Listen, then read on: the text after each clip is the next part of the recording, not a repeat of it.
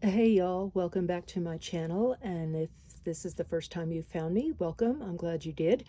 So today's video, I am excited to start sharing about the soil report, and I found a website called growabundant.com, and they actually have an app that allows me to do the math simply on the computer without having to do a lot of calculations. And I must admit, I'm lazy when it comes to math.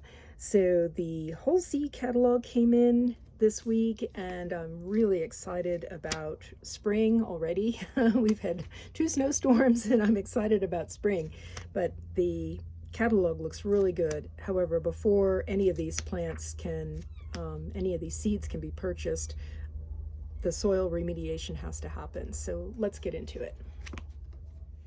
The first thing to note on here is the potassium. The desired value is 652, and what they found in the soil here is 1093. And the important thing to know about potassium is that high quantities of potassium can lower the protein content in vegetables. So this is something requiring adjustment if the food that I'm growing is going to be higher in protein.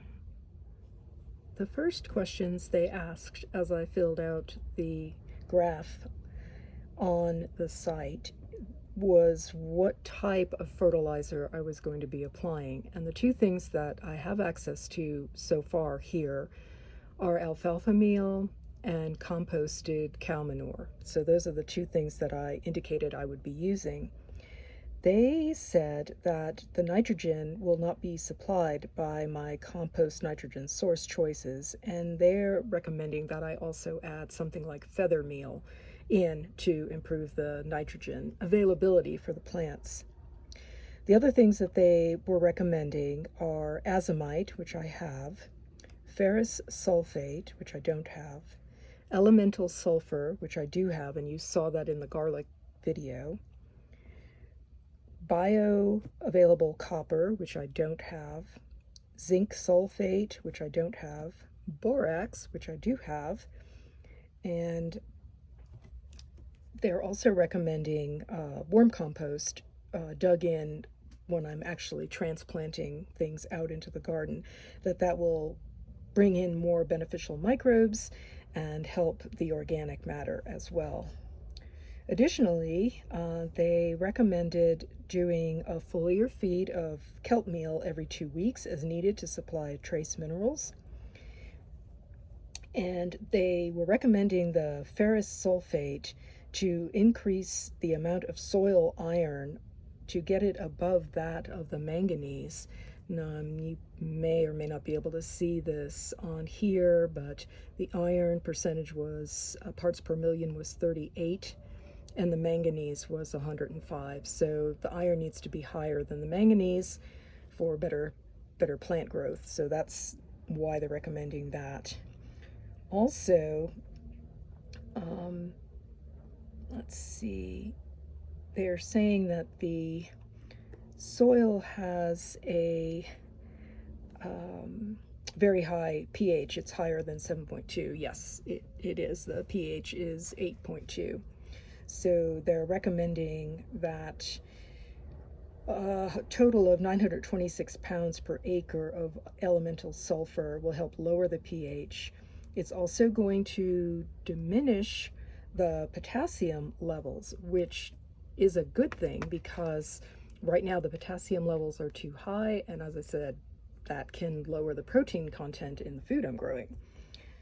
And then they also indicated that because the pH is so high, the phosphorus is basically unavailable. So increasing the biological activity in the soil with compost or drenches, and obviously using the worm compost tea, all those things will be helping to increase the microbe activity in the soil. Let's see, there's something else here. Hold on just a second. So the other thing is that they're recommending obviously adding as much organic matter as possible, compost, and also the biochar. Now, I did have a video showing how to make a biochar cooker that works inside of your wood stove, because I found this video of this guy who was recommending this particular tool. I'll link that video below. But anyway, biochar will help loosen up the clay soil and make homes for microbes, which is going to be really important. The other thing, the recommendation is to a one-time application of Biomin copper, which is a liquid, and that is super important for cell wall strength and also for plants so that they don't wilt. And out here, wilting obviously is a concern. It gets very hot during the day. There's extreme temperature fluctuations here in the high desert. So we go from very cold nights to very hot in the middle of the day during the summertime. And even if the plants are well watered, they can look quite wilted by the middle of the day. So applying the copper will be helping them, but that's just a one-time application.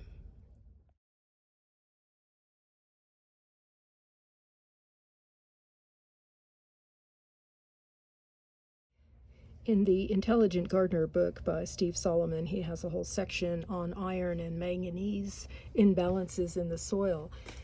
Partially, it's caused, the iron becomes unavailable with a higher pH, which is what I have here. And it can also be trapped if the soil stays wet, which as a clay soil, the water doesn't always drain out. So that can also cause the iron to be trapped. According to Steve and what he's saying, it's possible that the soil test is not showing the actual amount of iron that's in the soil because of the pH imbalance.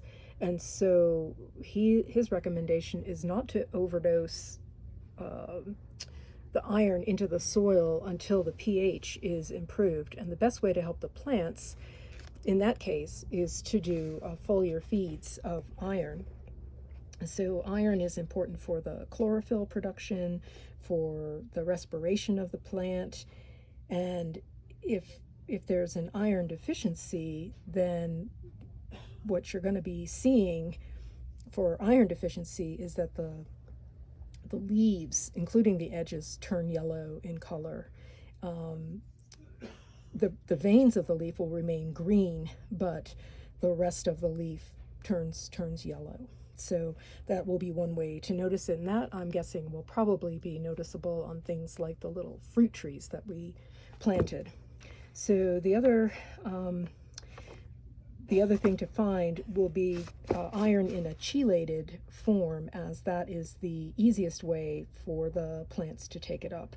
So I'll be researching that, and also to find out what application is going to be required.